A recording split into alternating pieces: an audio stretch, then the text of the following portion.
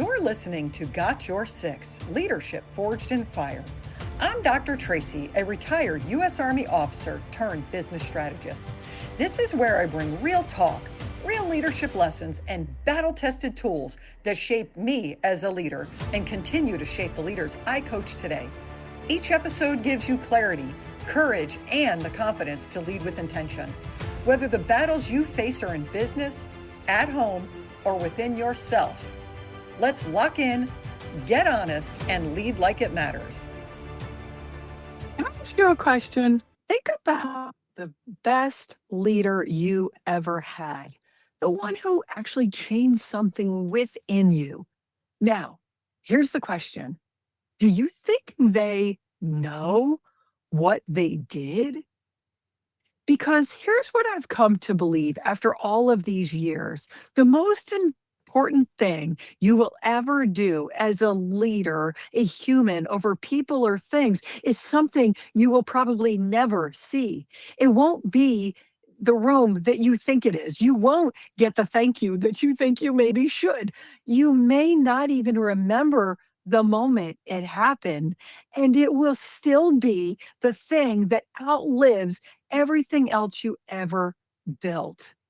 Hey, y'all. Thank you for joining me for another episode of Got Your Six, where we have real conversations about leadership, resilience, and what it truly means to lead yourself before you lead anyone else. I am your host, Dr. Traci, retired U.S. Army officer, business strategist, immersive keynote speaker, leadership coach, and the creator of the battle-tested leadership methodology. And today, it's just me and you, no guest, no agenda, just a conversation I've been wanting to have for a while now, because this one is a little bit different. I know I say that often, but I had an idea, I had a thought about some people that I've had in my life over time, and the differences I've made on them, or even the impacts they've made on me. And what I've realized is sometimes we forget that piece. Most of the time in this show, we talk about how to lean forward, how to build, how to grow, how to move. But today, I want to kind of do the opposite. I want to talk about looking back. Here's where this started for me. As humans, we sit back and we ponder on life. We do it all the time. Where am I going? What's next? What am I building? What am I becoming? What should my next job be? Who should I be working for? What should my next class be so I could do better and be better? I say it all the time. We always think forward, right? We always think of the next thing. But how many times have you ever stopped and considered the positive footprint you've already had in someone else's life? Not the titles, not the wins on paper, not the numbers by any means.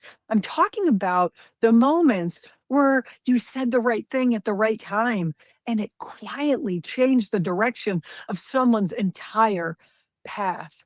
And here's the part that gets me every time, even, is that most of us can't even remember doing it. This situation is very interesting to me because we get so caught up in thinking about the future, or we get so caught up in thinking about the bad things of the past, right?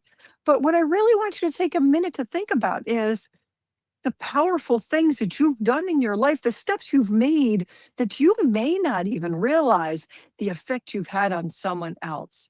Right there. That's what tells you something powerful about leadership that exists that we don't think about. It's the ripple we never see. Let me name the thing that we're talking about. I just said it. I call it the ripple, right? Because the real influence does not announce itself. It does not show up with a spotlight. It does not send you a report. It ripples outwardly quiet like the ocean. And by the time it reaches its full distance, you are not even in the room anymore. And here's the strange thing I've noticed about the strongest leaders I know. They forget half the good they've done. They forget the conversations they talked when they talked someone off the ledge. They forgot the encouragement they gave someone permission to try something new. They forget the 5 minutes they spent believing in somebody before that person ever believed in themselves. So the question is, why do we forget? Because in that moment, it didn't feel like leadership. It was just somebody being genuine in the moment. It just felt like caring about somebody else.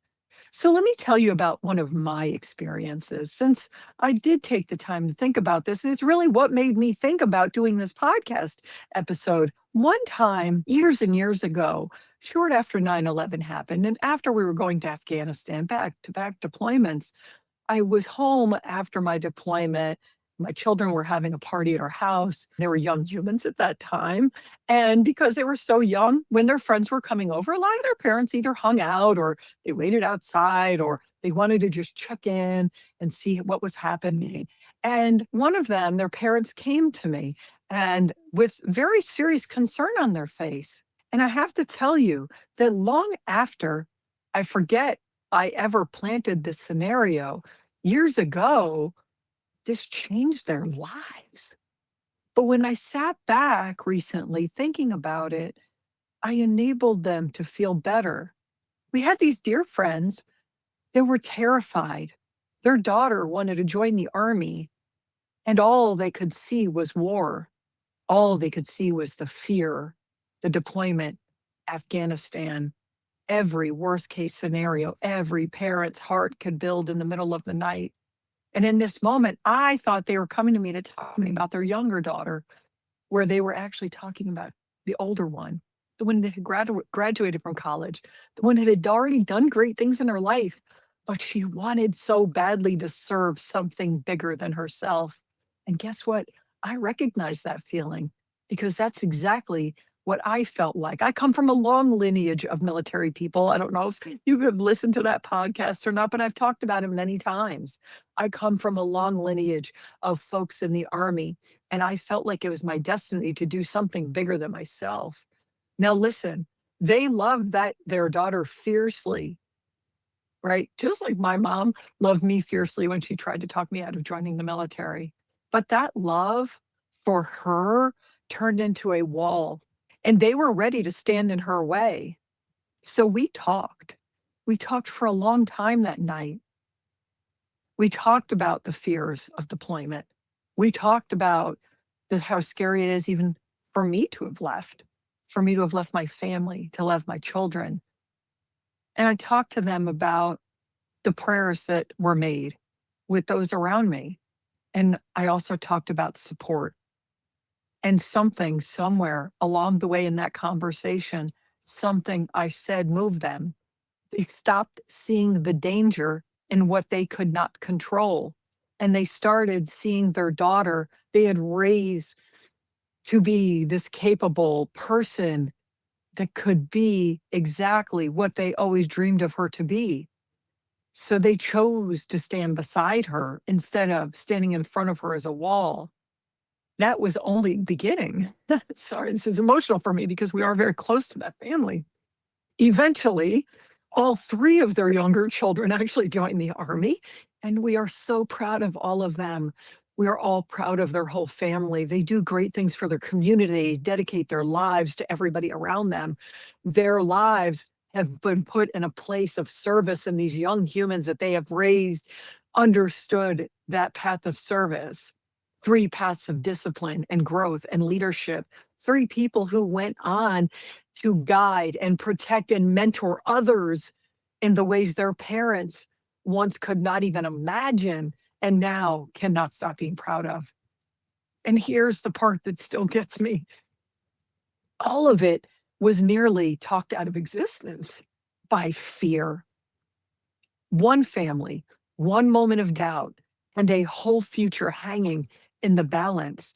The pride I carry for those three is profound. If they ever listen to this, I wonder if they'll know it's them, because I have a great respect and admiration for their whole entire family.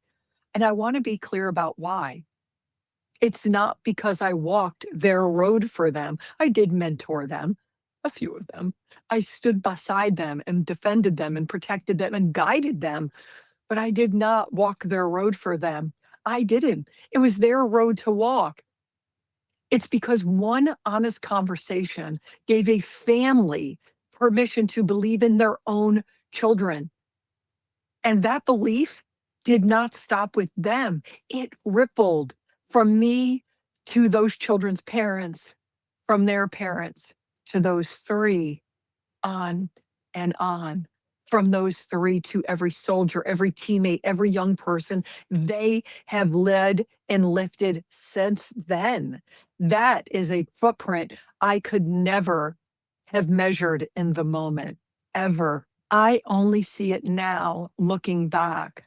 So here is what I've come to believe, because I have many stories I could tell like this, many stories since I thought of this one that have rippled through my thoughts and my dreams and my moments in these days of these last several weeks. The strength of leading many is the strength that carries on through others, because we think leadership is about what we hold on to: authority, control, the plan.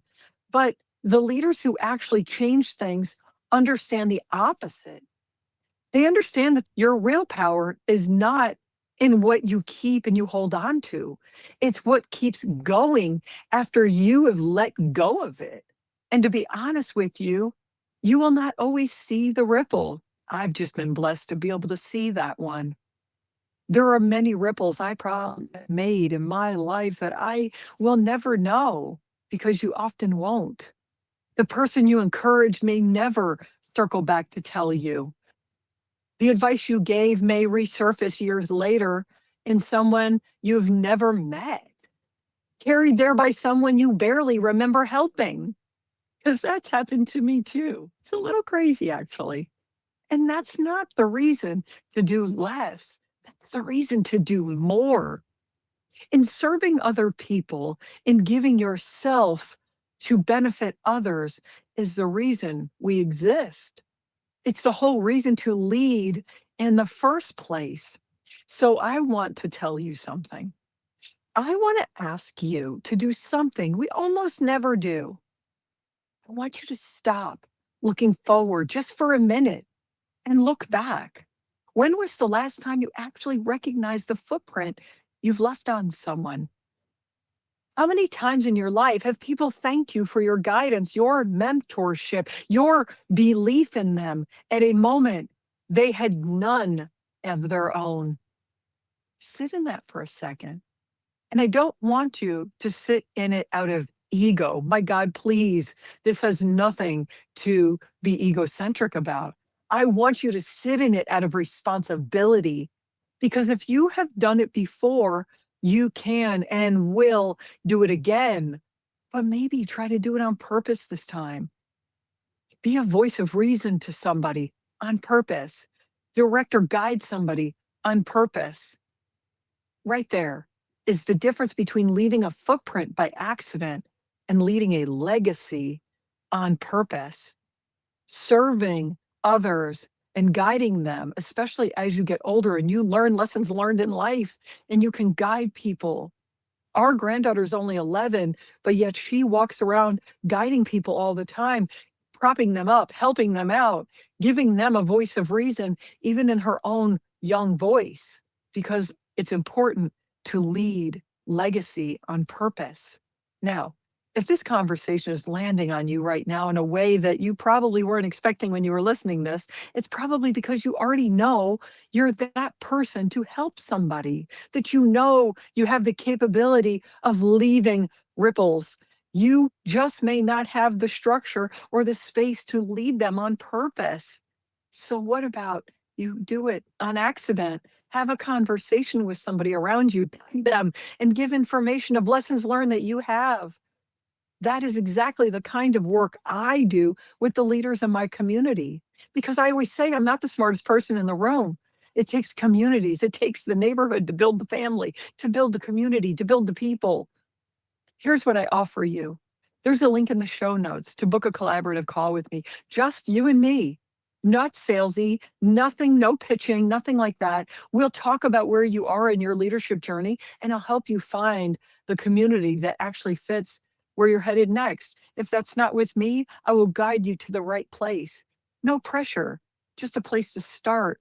And if this episode moved something in you, do me a favor, subscribe so you don't miss what's coming next. Subscribe, like, whatever, leave me a comment and share it with a person who you think needs to hear it, because that share, that's a ripple too. And I know that my listeners are allowing and enabling ripples all over this world, not just with their neighbor, not just with the people they pass by, but they're leaving a legacy. Let's leave that legacy together. Let's make this Got Your Six movement together. So as we close today, I want to leave you with this, because leadership is not a monument you build for yourself. Leadership is a service of others. It's guiding, teaching, coaching, training. It is a current you set in motion for everyone downstream from you. You may never see how far it goes, and that's okay. It will go so much further than you think. Allow it to happen, enable it to happen. I appreciate all of you being here. Make sure you subscribe so you don't miss anything coming. I've got some great guests coming on, and I've got some other stories I want to tell and share. So until next time, lead with courage, lead with clarity, take care of your people. More importantly, take care of yourself. As always, I've got your six. Leadership isn't found in comfort. It's forged in fire. Life will test you. When you create stability through your choices, you don't just calm the chaos, you build momentum. Stay steady, stay strong, be decisive, and most of all, lead with intention. And remember, I've got your six.